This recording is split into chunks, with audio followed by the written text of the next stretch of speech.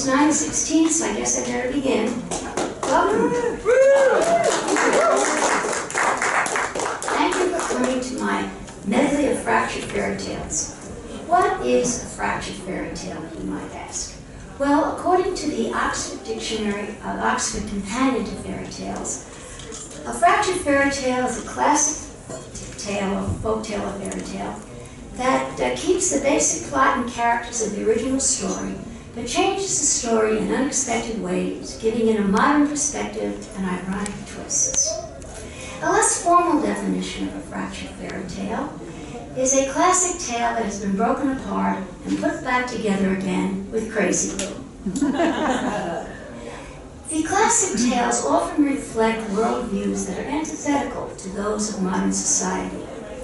But these classic tales, in these classic tales, there are often universal truths that speak to us across the generations. And one way to keep these universal truths, and still make the stories relevant to the modern age is to fracture them. There are many examples of fractured fairy tales in the mass media. For example, Wicked is a fractured version of The Wizard of Oz. West Side Story is a fractured version of Romeo and Juliet. My Fair Lady is a fractured version of the Greek myth of Pygmalion. And The Princess and the Frog is a fractured version of The Frog Prince. And you heard some fractured fairy tales, two fractured fairy tales tonight. The Emperor's New Clothes and the story of Hansel and Gretel from the point of view of the Wicked Witch. The first story I'm going to tell you tonight is a fractured version of a medieval Yiddish parable or folk tale or fable. A medieval Yiddish folk tale or fable or parable called Truth and Story. Once upon a time, there lived two contemporaries called Truth and Story. They were complete opposites. Truth told it like it was, and Story made things up. Truth's mission to tell the world his message. Story's mission, let me entertain you. Truth went from town to town and village to village to bring the world his wisdom. But wherever he went, he was avoided, he was shunned, he was ignored. People would see him coming and say, "Here comes that awful Truth." Then they'd turn around and walk the other way, or cross over to the other side of the street. They'd pretend not to see him. There was a reason for this. Truth walked about stark naked. As naked as the day that he was born. And that was a long time ago. He wasn't an Adonis or Michelangelo's David. He was an old man with old man's legs, knobby knees, a pot belly, a double chin, and philab. He was a visual assault, a clear case of indecent exposure, an insult to polite society. As a result, he was never invited to dinner parties or other social occasions, especially in mixed company. As Mark Twain said, clothes make the man. Naked people have little or no influence in society. That certainly was the case with Truth. Nobody wanted to hear what he had to say. Now, when Story came to town, that was a different story. She knew how to dress. She wore the latest fashions. She wore designer clothes like Vera Wang, Donna Karan, and Ralph Lauren. Her accessories were equally impressive. Handbags by Gucci, shoes by Prada, jewelry by Tiffany. She wore makeup and perfume and dyed her hair. She wasn't above Botox, plastic surgery, or liposuction either. No cellulite for her. She was just as old as Truth, but you'd never know it. She was welcomed wherever she went, and she was invited everywhere. She was the center of attention, the belle of the ball, the life of the party. She won prizes for her voice, her style, her creativity. Truth considered her shallow and deceitful. She embellished, she embroidered, she burnished. In other words, she lied. Story was so notorious for making things up that her name became synonymous with lying. Her mission to entertain. Whereas Truth had something of importance to say, but what good was it when he couldn't get anyone to listen? So, as much as he despised her, Truth decided to pay Story a visit and get her advice about getting people's attention. Even though she had nothing to say, everybody listened to her say it. Story was just as embarrassed as everyone else at Truth's appearance and didn't know where to look. Truth, as usual, was completely oblivious to the impression he was making and proceeded to speak his mind in his usual unadorned fashion. If fashion is a word that could be applied to Truth. You are superficial, empty, and frivolous, said Truth. Yet everyone listens to you. I have depth, meaning, significance, and no one listens to a word I say. So, I have come to get your advice. How do you get people to listen to what you have to say when you don't have anything to say? Since you have been so honest with me, said Story, I will return the favor. I dress for success. You don't dress at all. If you want people to listen to what you have to say, you have to get them to like you. And nobody likes the naked truth. You have to learn to dress, mister. You think I'm superficial, empty, and frivolous. Well, let me tell you, there is an art to dressing that has taken me years to learn. I adorn myself with figures of speech like metaphor and simile. I fabricate plot and characters out of whole cloth. I weave in the sparkle of dialogue, the color of description, the tailoring of style, and the gems of wit. If you are not too proud and arrogant to learn these things, you can make yourself presentable and get people to listen to you. After receiving this dressing down, but not dressing up, Truth gained a new respect for Story. He had underestimated her. And Story saw in Truth something beneath that crude, rude, nude exterior. She saw depth, something she had always wanted. And she recognized the truth of what he had said about her, too. She was all style and no substance, even though she had all the social graces and was invited everywhere. She wasn't taken seriously. She was a social butterfly who flitted from party to party and carried no weight. She didn't want to be just another pretty face. She wanted substance as well as style. Opposites attract.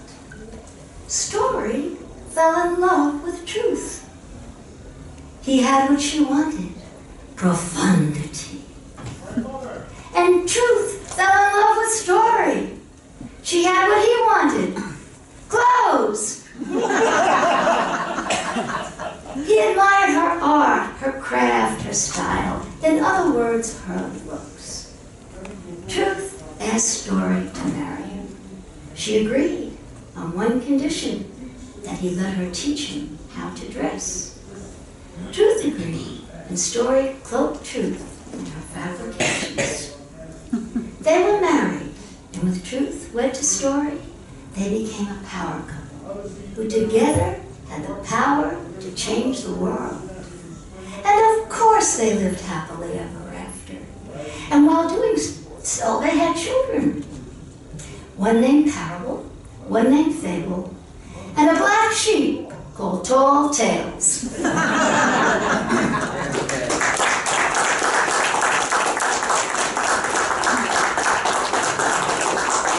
Thank you.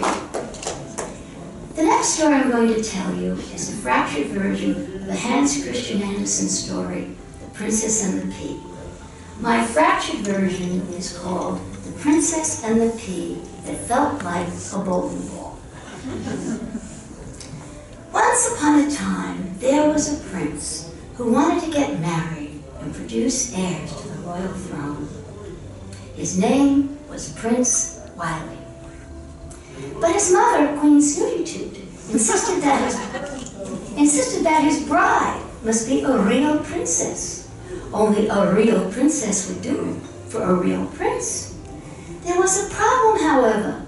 There was a scarcity of real princesses. As a result, there were many faux princesses who were very difficult to tell from real princesses. So Queen Snooty Toot devised an infallible test that only a real princess could pass. Welcome. She put a pea under 20 mattresses and 20 feather beds. Only a real princess would have skin delicate enough to feel a pea under 20 mattresses and 20 feather beds. And then Prince Wily went traveling the world in search of a real princess. When he thought he had found one, aha! He would woo her, he would win her, and then bring her home to meet his mom, Queen Snooty Toot, and his dad, King Milquetoast, and to see if she could pass Queen Snooty Toot's infallible real princess test. Well, all the princesses that Prince Wily brought home failed the infallible real test miserably. They slept like logs. And so they never had such a good night's sleep in all their lives. Finally, after the 100th princess failed the infallible real princess test, Prince Wily lost patience. Mom, he said, at this rate, I'll never get married and produce heirs to the royal throne. Men have a biological clock too, you know. It says so right here in the Journal of the American Medical Association. Bring home a real princess, and you can get married tomorrow. Prince Wily despaired of ever getting married and producing heirs to the royal throne. But one night, a terrible storm blew up. It thundered and it lightened, and the rain came down in torrents. It was indeed a dreadful night. In the midst of this terrible storm, there was a knock at the palace door. Old King Milquetoast himself went to open it, and there stood a maiden in a dreadful state from the rain and the storm. Water poured out of her hair, out of her clothes, into the tops of her shoes, and out again at the heels. She was indeed in a dreadful state. But even in this dreadful state, she was the most beautiful maiden that Prince Wily had ever seen. He fell in love at first sight.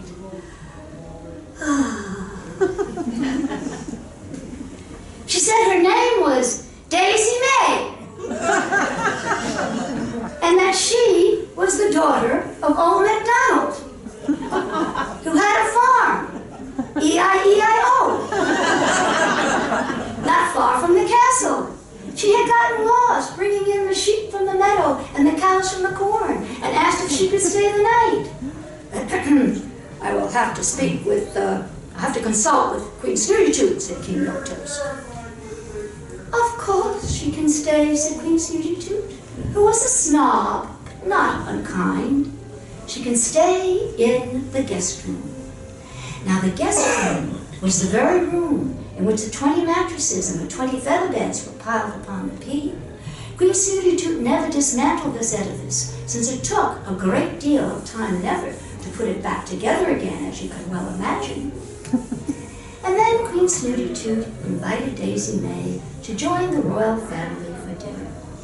And while they were having dessert, Prince Wily excused himself and went into the guest room and put a a bowling ball.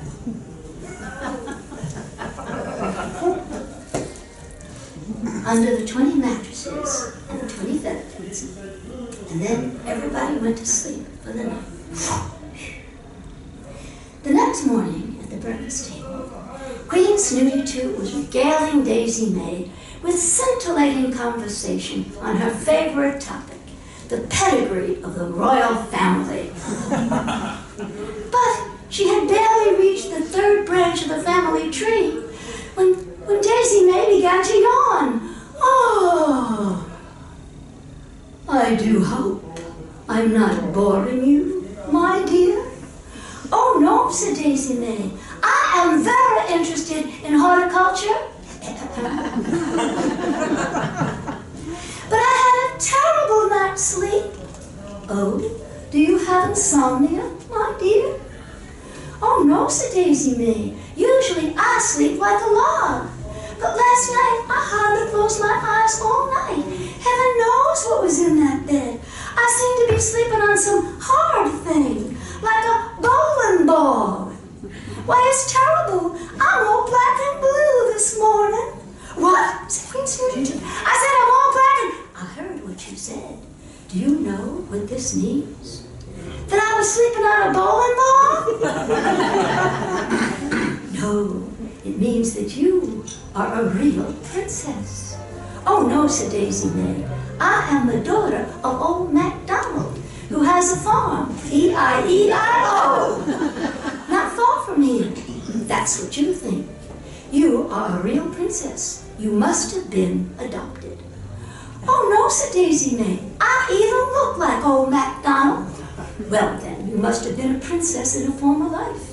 It doesn't matter what the facts are. You passed the infallible real princess test. You are a real princess, whether you know it or not. Well, fancy that, said Daisy May. And all this time I thought I was a milkmaid. Queen Snooty Toot beckoned Prince Wiley into another room. She is a real princess, she told her son. She passed the infallible real princess test with flying colors, those colors being black and blue. You must marry her at once. But she is not my type, said Prince Wiley. He wasn't called Prince Wiley for nothing. It doesn't matter whether she is your type or not. She is a real princess. It is your duty, your royal duty, to marry her and produce heirs to the royal throne. Oh, all right, said Prince Wiley. Since it is my duty, I will have to make the sacrifice. And hurry up about it. Men have a biological clock too, you know. So in Prince Wiley went to woo Daisy May. It is lovely weather we are having today, is it not, Daisy May? Yes, said she. Will you marry me, said he. Oh, Prince Wiley, this is so sudden. I need more time to make such an important decision. Of course, said Prince Wiley. I'll come back in half an hour. Don't be ridiculous, said Daisy May. 15 minutes will do. I don't believe in long engagements. 15 minutes later, back came Prince Wiley. Well, said he, yes, said she. And Prince Wiley and Daisy May were married.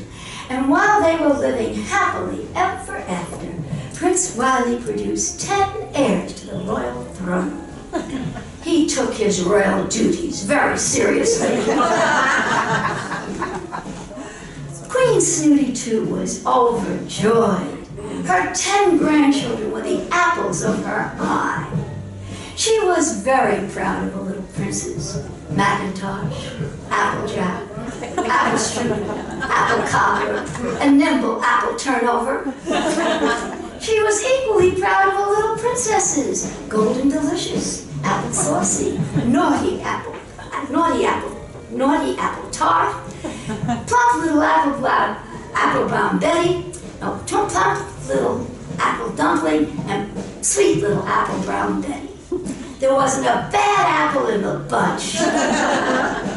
And she was the Granny Smith apple of them all. Her grandchildren were beautiful, talented, intelligent, and well-behaved. And she never tired of telling people that the reason they had these wonderful characteristics was because they were of royal blood on both sides of the family tree. She was equally fond of her daughter-in-law, Princess Daisy May, who was beautiful, talented, intelligent, and well-behaved too. The apples don't fall far from the tree. But one day, Daisy May told her mother-in-law that she was to be a grandmother for the 11th time. Queen Snooty Toot was again, that little apple pie was baking in the oven. Queen Snooty Toot was again overjoyed. There was a problem, however. There were no more rooms left in the castle. So Queen Snooty Toot decided to turn the guest room into a nursery. Yes, the guest room in which the 20 feather beds and the 20 mattresses were piled upon the pea. That room had never been touched since the historic night when Princess Daisy May had been the last occupant. Queen Snooty Toot ordered the head housekeeper to remove the 20 feather beds and the 20 mattresses from the guest room and put them in other rooms of the castle. The next day, the head housekeeper reported to Queen Snooty Toot, "Your orders have been carried out, Your Majesty. But what are we to do with the bowling ball, Your Majesty?" Bowling ball? What bowling ball? Why, the bowling ball that was under the 20 mattresses and the 20 feather beds, Your Majesty. Queen Snooty Toot went to investigate the matter herself. And sure enough, there on the bedstead in the guest room was a bowling ball. Queen Snooty Toot hired the most renowned detective in the land to investigate the matter, Sir Sherlock Holmes. After a thorough investigation, came to the indubitable deduction that the perpetrator of the perfidy was none other than Prince Wily. All the forensic evidence pointed to only one person: the DNA, the fingerprints, the initials PW on the bowling ball. All pointed to one inescapable conclusion: Prince Wily was the culprit. Queen Snooty Toot was tootin' mad, and the more she thought about Prince Wily and all his talk about duty and sacrifice, the madder she got. This marriage was based on deceit and fraud. This was grounds for annulment. She would have it annulled at once. This marriage was illegitimate.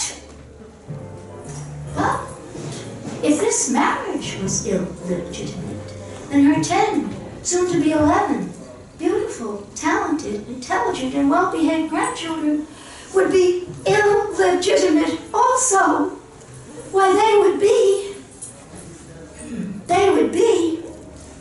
She could not bring herself to utter the word, but it begins with the letter B. Queen Snooty Toot did not like them apples at all. This matter required more thought. The next morning, the head housekeeper reported to Queen Snooty Toot in a state of great alarm. "Your Majesty, Your Majesty." "Yes, my dear?" "The bowling ball in the guest room, Your Majesty, is missing." "Bowling ball? What bowling ball?" "Your eyes must be playing tricks on you, my dear. All I found was this little pea, and that pea was put into a museum where it can still be seen to the present day if no one has stolen it. And that is a true story."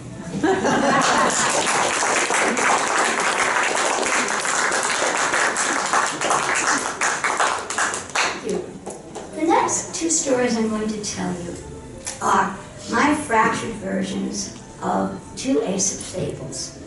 And hopefully you'll know they'll be familiar to you. Although they don't have to be if you still to appreciate the story. The first story is my fractured version of the Lion and the Mouse. Once upon a time, the lion lay sleeping.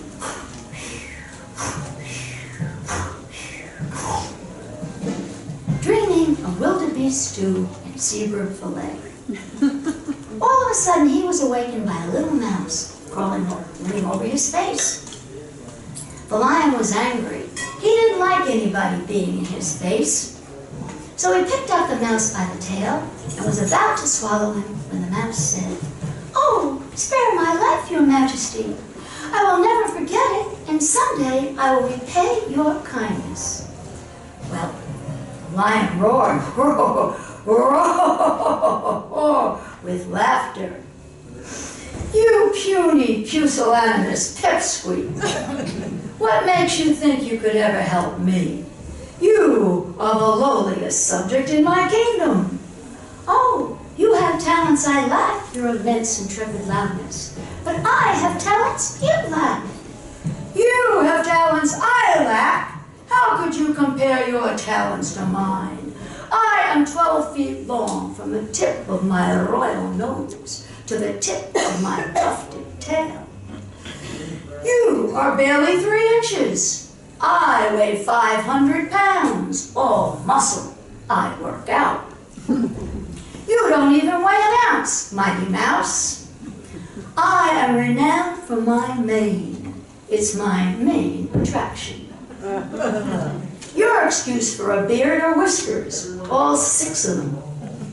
I have 30 teeth, including four fangs and 4 carnivorous teeth that can cut through meat and bone. Your claim to fame are 2 sharp incisor teeth. All you can do is gnaw. I have a roar that can be heard 5 miles away. You squeak. That's why I am lionized for my courage. And that's why I am king of beasts and lionized for my courage. And you are timid. Timid as a mouse, as the saying goes. That's a stereotype, squeaked the mouse. You're a speciesist. Well, it's a pretty accurate stereotype if you ask me. Your talents are as insignificant as you are. I am so renowned for my royal characteristics that I am depicted in heraldry as a symbol of courage. Nobody ever had a coat of arms with a mouse on it. Richard the Lionhearted took his name from me. My fame continues down to the present day. Metro-Goldwyn-Mayer uses me as their logo. Leo the Lion roars at the start of every MGM film. And Walt Disney Studios made me the subject of their greatest hit, The Lion King. What do you have to say for yourself, Whiskers? Walt Disney Studios was all started by a mouse, Leo.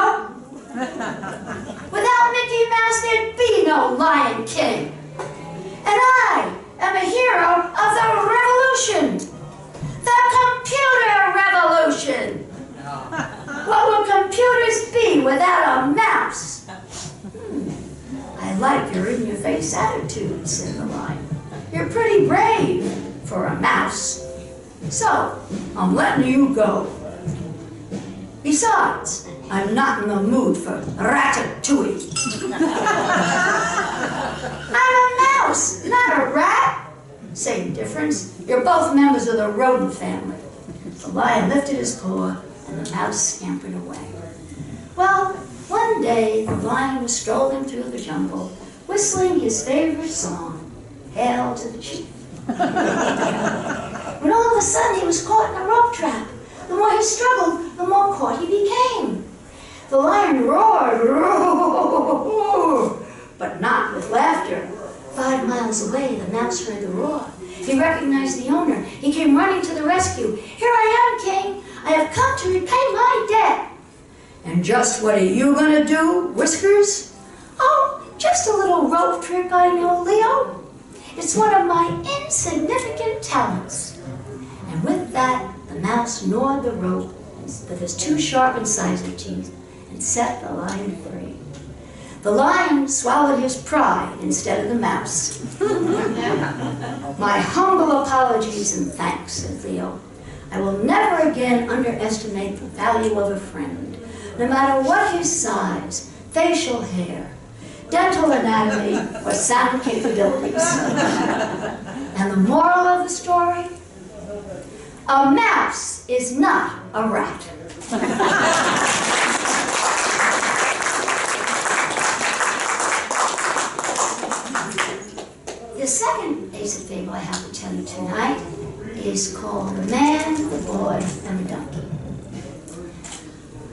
Once upon a time, a man and his son were walking to the market with their donkey.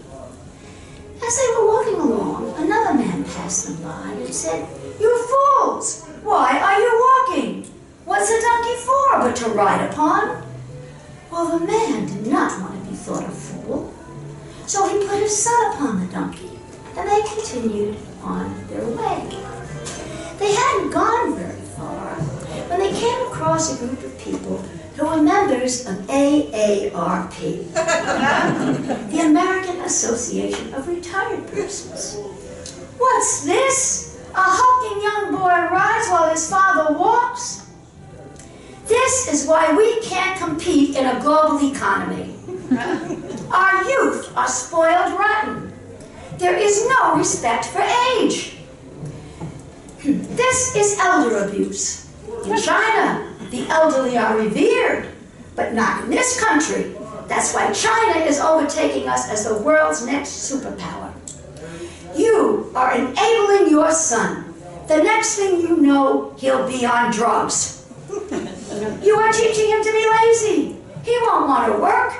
He'll go on welfare. With youth like him, we'll become a third-rate country. He probably doesn't know any math. You, sir, are contributing to the decline and fall of the Western world." Well, the man did not want to be responsible for the decline and fall of the Western world.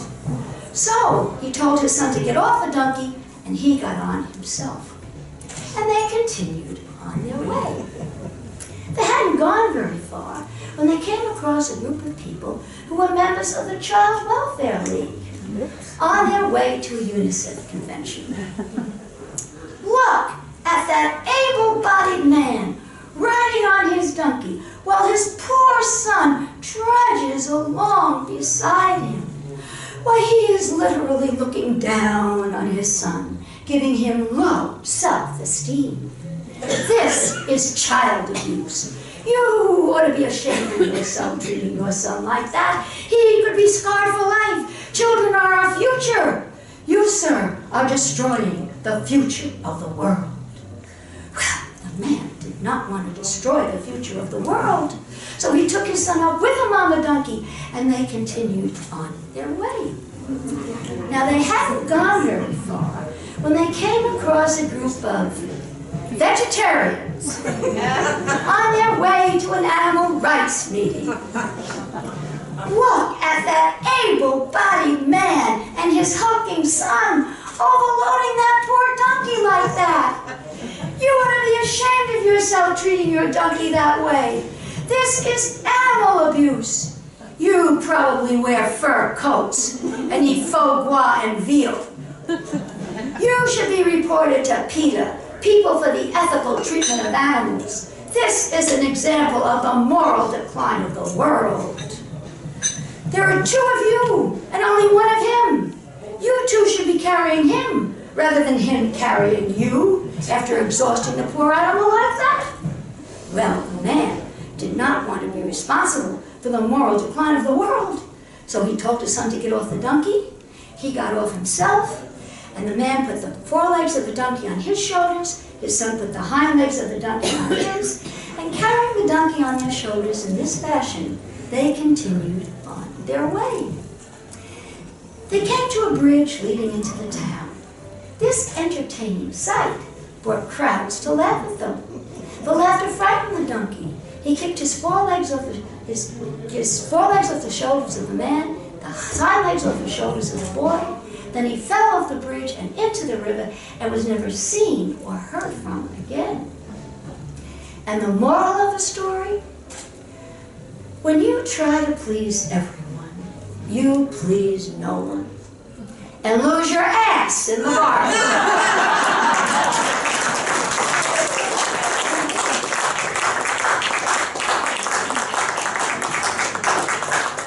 And the last story I have to tell you tonight comes from the Bible.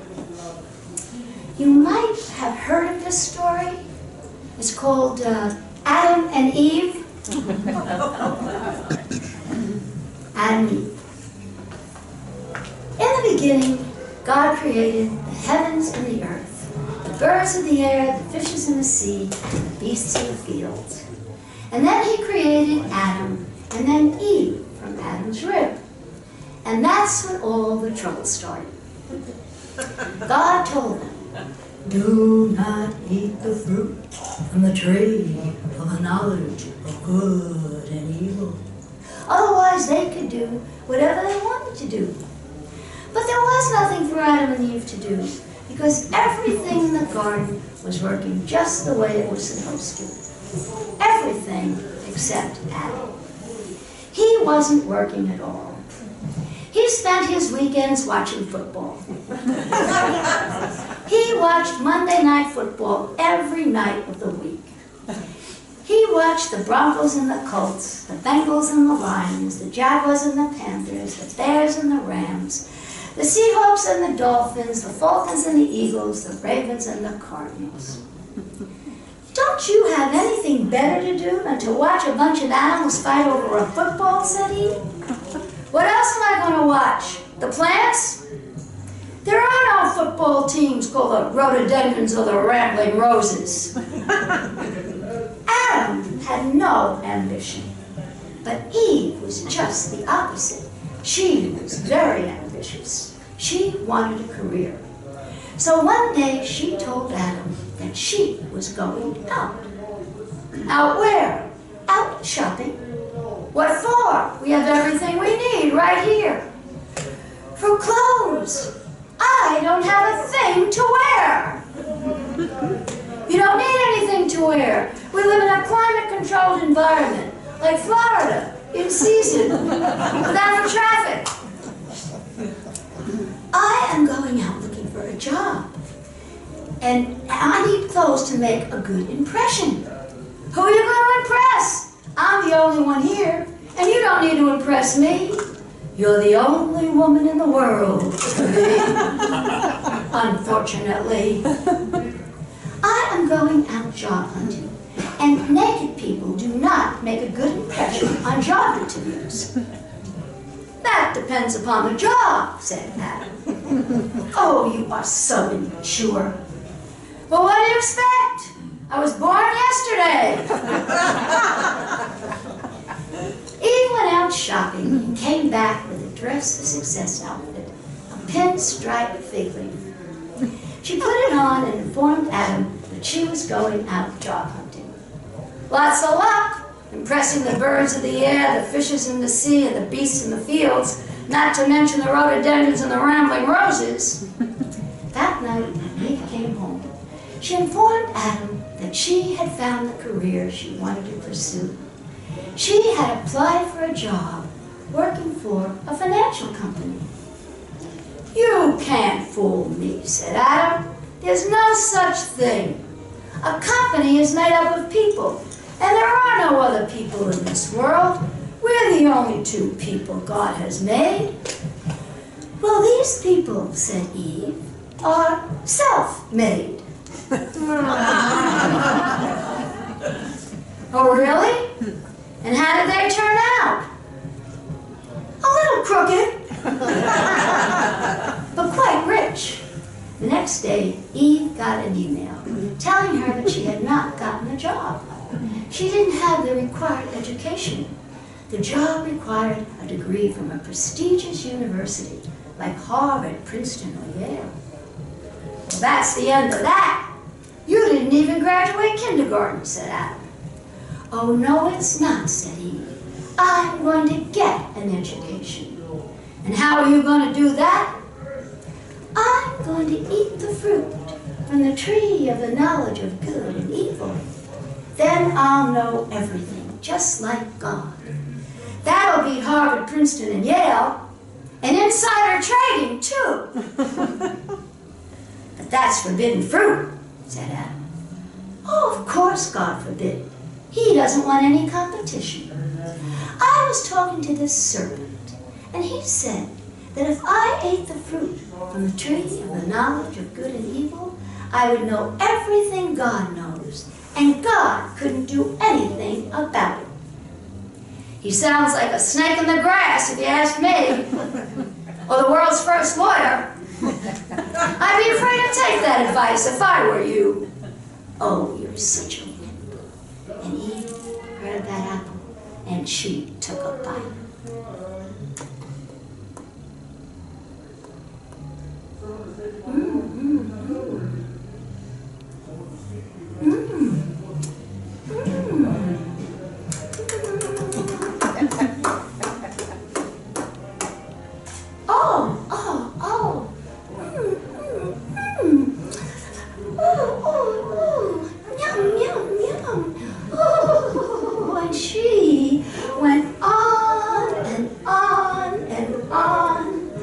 Like Meg Ryan in When Harry Met Sally.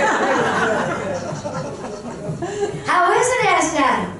Oh, it's wonderful, said Eve. Like marijuana, only better. That appeals to Adam. It beat taking a trip to Colorado. Give me a bite of that apple. No, it's forbidden fruit, remember? I don't care, said Adam. And he grabbed that apple and he took a bite. Thunder, lightning, God appeared. Didn't I tell you not to eat the fruit from the tree of the knowledge of good and evil? Why did you do it? The devil made me do it, said Eve. The woman tempted me, said Adam.